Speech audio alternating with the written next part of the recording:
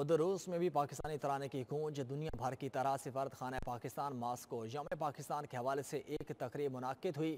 سفارت خانہ پاکستان ماسکو میں پاکستانی سفیر شفقت علی خان نے پاکستانی پرچم کشائی کی۔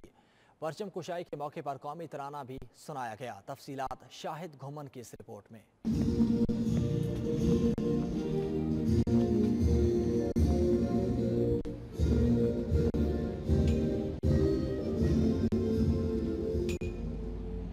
دنیا بھر کی طرح سفارت خانہ پاکستان ماسکو میں بھی یوم پاکستان کے حوالے سے تقریب منعقد ہوئی۔ تقریب میں سفارت خانہ کے عملہ سمیت پاکستانی کمیونٹی کی کثیر تعداد نے شرکت کی۔ تقریب کا آغاز تلاوت کلام پاک سے کیا گیا۔ عالم الغیب والشہادہ هو الرحمن الرحیم هو اللہ الذی لا الہ الا ہو۔ پاکستانی سفیر شفقت علی خان نے پاکستانی پرچم کشائی کی اور قومی ترانہ بھی سنایا گیا۔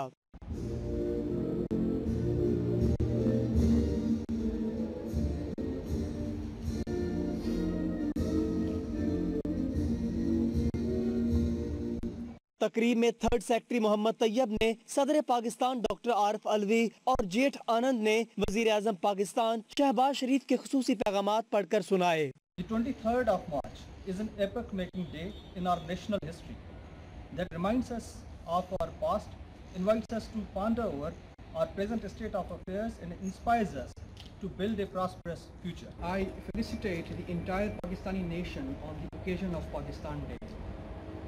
It was on this day in 1940 that Muslims of the subcontinent passed the Pakistan Resolution and made the demand for a separate homeland where they would freely lead their lives in accordance with Islamic ideals. تقریب میں سفارت خانہ کے عملے اور Pakistani community کی شخصیات نے 92 نیوز سے خصوصی گفتگو کرتے ہوئے یوم پاکستان کے حوالے سے اپنے خیالات کا اظہار کچھ یوں کیا۔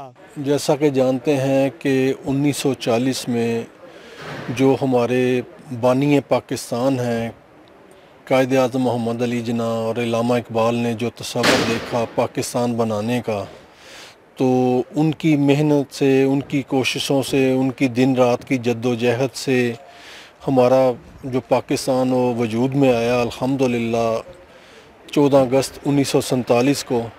تو وہ جو قائد اعظم کا اور مسلمانوں کا جو خواب تھا وہ پورا ہوا۔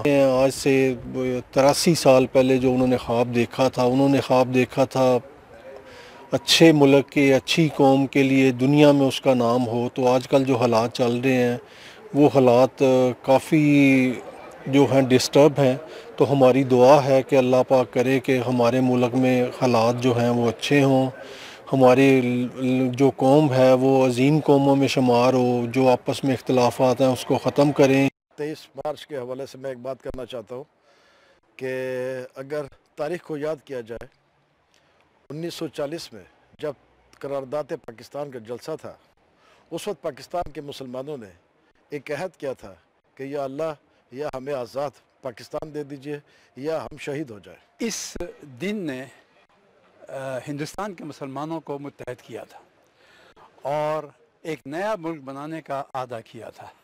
یہ یقیناً ایک بڑا اقدام تھا۔ 1940 کی قرارداد نے ہندوستان کے مسلمانوں کو ایک خوشائن تحفہ دیا۔ تقریب میں شریک سیکرٹری محمد طیب کا کہنا تھا کہ 23 مارچ کا دن ہمیں قربانیوں کی یاد دلاتا ہے کہ ہمارے آباء و اجداد نے کتنی قربانیوں سے پاکستان حاصل کیا۔ شاہد گھمن، نمائندہ 92 نیوز، روس۔